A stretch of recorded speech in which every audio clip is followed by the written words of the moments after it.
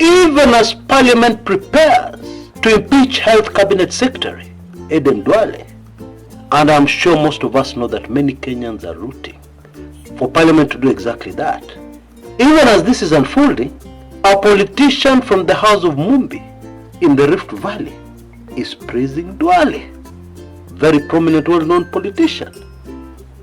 And even as most of Mount Kenya is singing very loudly, shouting very loudly, WANTAM, the house of Mumbi members in the Rift Valley are very silent.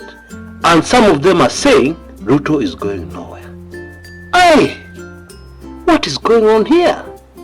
Karibu sana to my show, where we get all the shocking answers to those very current questions of what is happening locally in the motherland, in politics.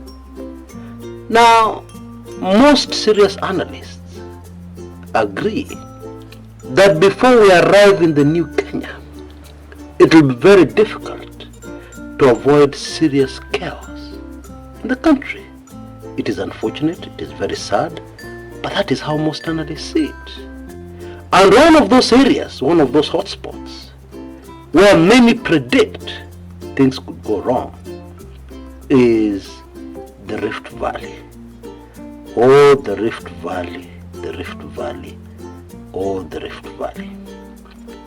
On this very show, we will discover some things I'm sure you've never known, especially about the settlement of the House of Mumbi members in the Rift Valley, especially about the origins of members of House of Mumbi in the Rift Valley.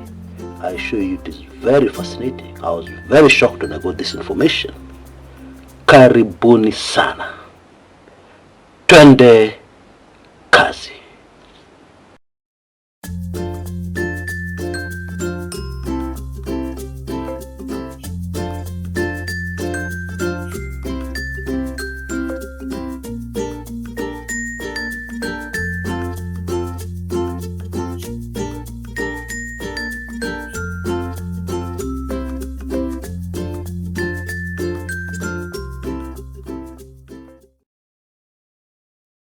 I have a question for you. Yes, you who are very confident that you know facts and figures and you understand Kenyan politics. Okay? And I want us to briefly go back to the year 2021, 2022. And the answer to this question is very important for us to not only understand what is going on right now in the country politically, but also to be able to predict what is going to happen with pinpoint accuracy, what is coming to Kenya, and especially the things which may not be so nice. So, it is an important question. And here it is. Which section of the House of Mumbi was the most responsible for leading the entire community into the hustler movement na kuingia kwa box ya William Samoei Ruto as he campaigned for the presidency? Which section of Murima was most responsible for doing that? Was it Nyeri? Was it Muranga? Or was it Kiambu? Or was it somewhere else? Do you have the answer to that question? Actually, the correct answer will surprise a vast majority of us. It was members of the House of Mumbi from the Rift Valley. Oh yes. As the Jubilee Party was very actively campaigning for Raila Odinga to win the presidency, they got a lot of resistance in the Rift Valley from the community. And I'm shocked that they could not understand why. Because the answer is rather obvious. You see, we have a very terrible situation in the Rift Valley with our brothers from the House of Mumbis, our brothers and sisters. We have a situation where no human being, let alone a Kenyan, should ever be allowed to be in that situation. Okay? And that is a situation, let me just picture it for you. Imagine you're in your rural home up country. You're supposed to feel very safe and at home. You're supposed to fear nothing because after all, you're right there at your ancestral home. Now imagine a situation where you're living in fear. Anything can happen at any time, and your fear is justified. Just imagine that sad situation. That is the position of our brothers and sisters from the Kikuyu community who were born and found that they hail from the Rift Valley. You see, for all intents and purposes, these Kenyans belong there. Their great-great-grandfather was there. Their grandfather was there, etc., etc. Did you know that the first Agikuyu started settling in the Rift Valley in the year, wait for this one, early 1900s? Hey. How now? I can hear you asking. But hold your horses. I will spill the beans immediately after this brief message from our sponsors. Please don't go away. There's a lot more coming. Allow me to reintroduce our big sponsors, Lemify. Now I'm aware many of us use these services very regularly, and you'll already know about Lemify, that customers can send money to Kenya at the best rates and with zero fees, from the UK, US, European Union and Canada. But you may not be aware of other advantages, like the fact that you can send without funding the wallet. Okay? You can also send from a pay bill or a till. And of course you can receive money from Kenya at zero fees. Now if you use my code, which you can see on your screens right now, Kumekucha, you'll be able to get a cashback. £10 for the first £50 you spend. If we're talking about the UK, €15 for those in the European Union countries. And then in the US, Uncle Sam country, $20 for the first $100 you spend on Lemify. I am very grateful for their support in sponsoring this video, and so if you've not used this service, please give it a try today, because it is also yet another way of supporting this channel and the work we do. Right, welcome back. It is interesting how the Mzungu went out of his way to ensure that he never teaches us our own history. He never reveals to us our own true history. It is so sad, because the information I'm about to give you, I'm sure will shock most of us. Now towards the end of the 1890s, zamani, towards the end of the 1890s, the Mzungu settlers in the country that would be known as Kenya made a law making it illegal for natives, locals, to have any land in the prime White Highlands, which included prime land in the Rift Valley. And of course they did this after evicting those people who were there. Watu walinyamaza, but of course the tensions continued to escalate over the decades. And then in 1939, something else happened. The colonialists settled over 4,000 members of the House of Mumbi in the Rift Valley, including an area known as Elengorwan, which of course is within Nakuru County. And who were the original inhabitants of Elengorwan? Because that's an important question, and just emphasizes how complex this Rift Valley story is. Guess what? It was the Maasai, not any members of the Kalenjin community. And because tensions had been building for decades, this appears to have been the last straw. And therefore, as the year 1940 started, there was a very big crisis in the area with violent clashes. Oh yes! And it took the then colonial government a lot of time and resources and energy to be able to quell that violence and to end that crisis. My big point here, this entire complex situation and problem was not caused by any Kenyan community. No! It was caused by the very greedy for land colonialists. I believe that is very important for us to grasp going forward. And quickly summing it up, those who settled in the 1900s, as they came in as workers for the colonial farms at that time, which, as we have seen, the colonialists snatched from the locals to do their own large-scale farming. And those who were settled after that, over the decades, including the ones in 1939, and finally culminating with the ones settled there by the Jomo Kenyatta regime, the first president of Kenya, in exchange of prime land taken from them in central Kenya. All those are Kenyans. And all those have a right to be there. I'm sure we all know that the Constitution guarantees every Kenyan the right to settle wherever they so wish. But even apart from that, even if it was not in our Constitution, all those Kenyans have the full rights to be there. And therefore, those who may think otherwise, those who want to spread fear, those who want to keep them on their toes all the time and make their lives a nightmare, are doing something very wrong, and something that will definitely be judged by the Most High.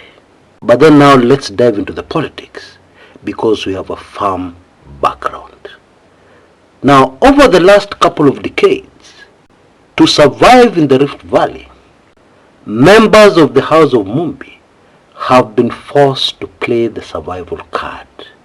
There is no way they can vote freely in a general election for the candidate of their choice. They are forced to vote survival. And you really can't blame them, can you? And so when Uhuru Kenyatta's Jubilee Party started campaigning for Raila Odinga in the Rift Valley and started receiving very strong resistance, it just baffles me how they did not understand why. And this presented an opportunity to the Ruto camp to really push their candidate, because it was clear on the ground that a vote for Ruto was a vote for survival. It's as simple as that. And of course, after that, it was very easy to sell to the rest of the community that a vote for Ruto would be a vote to help the brothers and sisters of the community in the Rift Valley to survive, and therefore that would be the safest vote. Very unfair, but that is the way it played out. And so, members of the House of Mumbi from the Rift Valley are the ones that led the entire community into supporting the then Deputy President, William Samoei Ruto. Of course, today they are full of regrets, but that is how it happened. Now, last weekend, I received information that there's a lot of tension in the Rift Valley. Oh, there is so much tension amongst the members of the House of Mumbi residing in the area. And this one puzzled me. Why? Because, and I believe most of us know this, Ruto does not have the full support of his community. The community is definitely not united behind Ruto, and therefore expected this community would be sitting pretty, not scared of anything, no tensions, and so on and so forth. And so I was very intrigued when I received this information. And then, like clockwork, a few hours later, a man called Kimani Ngujiri came out with a statement. Now, who is Kimani Ngujiri? Well, Onesmus Kimani Ngujiri, those are his full names, is a former member of parliament of Bahati, I believe within Nakuru County. And it goes without saying, if you want to know what is going on with the community within the Rift Valley, this is the man to listen to. And so when he came out with this statement, I listened to it very carefully, focusing on reading between the lines to understand exactly what he was trying to say. And I was shocked because it confirmed my earlier information of tensions within the Rift Valley. The main points of the speech by Bwana Ngujiri were the fight against corruption and, very interesting, wait for this one, peace. Peace. Now. Would somebody talk about peace in a situation where there's no war? Does it not sound strange to you? And so I started doing some further digging. And this is what I found out. It has to do with former Deputy President Rigatho Gachagua. Some supporters of Ruto from the Rift Valley appear to be getting very jittery, very concerned by the day, as Rigatho Gachagua's power and influence increases on our political scene. And it would seem that one of the countermeasures they want to take is to convince the community within the Rift Valley, to convince their man, Rigatho Gachagua, to Liza Boli. Now I'm sure you and I know that that is not possible, because the avalanche of Gachagua in the mountain appears to be unstoppable. And now it becomes very clear why the tensions are high in the Rift Valley amongst members of the House of Mumbi. Now I know for sure one of the ways of stopping something happening is to expose it early. And that is exactly what I've done in this video today, by breaking it down for us so that we all understand what our brothers and sisters are going through. They are Kenyans. They have a right to be here. They have a right, as per the Constitution, to be anywhere in the country. Oh God Almighty, have mercy on the nation called Kenya. The mystery remains. Why can't they do something about Rigatho Gachagua? Or let me put that question in another way. What are they trying to do to counter the growing Rigatho Gachagua influence, which is affecting them and which will definitely shorten their time in power? That is a great mystery, because if we're to be honest, currently the government does not look like it is doing anything. This regime does not look like it is doing anything to solve this major problem. It is like their hands are tied. How now? Government with state machinery, etc., they can do anything. How come? That mystery, that very deep, puzzling mystery, is answered in detail in my very latest, highly sensitive special report on this topic. And those who have taken it in already, they have given me their comments, and most of them are still in shock at the information contained in this special report. Now, a very easy way of ensuring that you never miss any Kumekucha special report, including this one and the ones which are coming, and they cover a wide range of topics. We even have that very valuable documentary of how to survive in a dead economy, which is what we have in Kenya today. The very easy way of ensuring that you get all that without worrying about payments and all that is to get the valuable golden pass. Now you can see details on your screens right now. I appreciate this is not for everybody, but for only 6,333, you can forget about making any payment anywhere in future for anything Kumekucha. Now already a few of us have taken advantage of this golden opportunity, and remember, it is an offer, and an offer can end at any time. Hint, hint. That's the truth. An offer can end at any time. So I'd advise you to take full advantage of this offer if you're able to, as it stands right now. You can of course see details on your screens. All you need to do is send an M-Pesa, that usual number, and you'll be included, and you'll never miss anything on this channel. I am happy to announce that we have found a way of ensuring that all Golden Key members receive all their stuff, even without asking for it. There's that change. There is that change, I believe, for the better, and you'll all receive communication by tomorrow. Okay? You remember that the Golden Key was a gift during our recent 20 great years celebrations of the Kumekucha brand. But now there is a way you can be included into this huge advantage. But for the rest of us, you're very welcome to do it the usual way. You can see details on your screens right now. Only Kenya shillings 1,999, you can get the highly sensitive Gachagua information only. Okay, you can see details on your screens right now. Please use them quickly. This offer is also coming to an end very soon, and pop, you'll have it in your inbox. Please remember to text your email address to me immediately after payment using the same M-Pesa number. Or you can also shoot me an email with the payment details so that I'm able to send you the stuff much faster, very quickly. Okay? Until next time, this is Chris Kumekucha.